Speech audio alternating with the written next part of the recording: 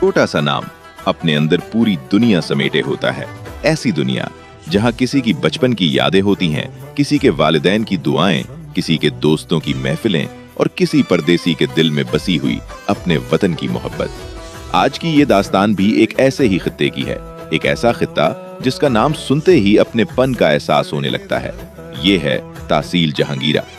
लेकिन सवाल ये है, आखिर जहांगीरा में ऐसी क्या खास बात है कि यहाँ का नाम सुनकर लोग आज भी अपनी मिट्टी को याद करते हैं। आइए आज इसी सफर पर चलते हैं। हम इस सफर का आगाज करते हैं अकोड़ा खटक से। अकोड़ा खटक एक ऐसा तारीखी शहर जिसका जिक्र आए तो पश्तून तारीख, सकाफत और अजीम शायर खुशहाल खान खटक की याद ताज़ा हो जाती है। यहाँ की मिट्टी ने सिर्फ तारीख नहीं देखी, बल्कि तारीख बनाने वाले किरदार भी पैदा किए। और फिर अकोड़ा खटक से आगे बढ़ते हुए हम पहुँचते हैं जहांगीरा शहर में। जहांगीरा, जहाँ सुबह होते ही बाजार जिंदगी से भर जाते हैं, सड़कों पर सफर शुरू हो जाता है, दुकानें खुलती हैं और मेहनतकश अपने रिस्क की तलाश में निकल पड़ते हैं। मगर जहांगीरा को सिर्फ इसके बाजार से मत पहचानिएगा, क्योंकि इस नाम के पीछे एक पूरी तहसील खड़ी है।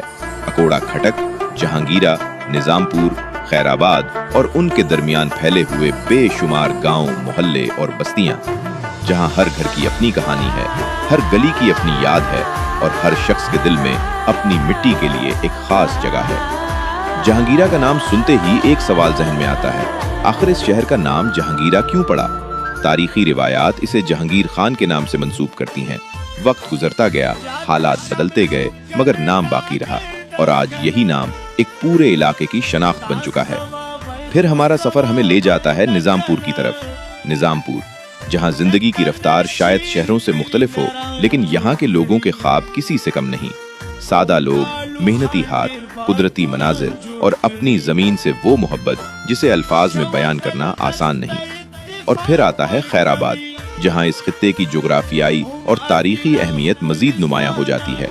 ये पूरा इलाका सिर्फ जमीन का एक टुकड़ा नहीं, ये नस्लों की मेहनत, यादों और कुर्बानियों का अमीन है।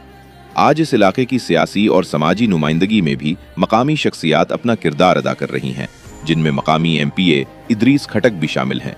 लेकिन तरक्की का सफर अभी खत्म नहीं हुआ। हमारे नौजवान बेहतर तालीम चाहते हैं, हमारे मरीज बेहतर इलाज चाहते हैं, हमारे किसान बेहतर सहूलियात चाहते हैं और आम आदमी एक ऐसा मुस्तकबिल चाहता है जहां इसकी जिंदगी कुछ आसान हो।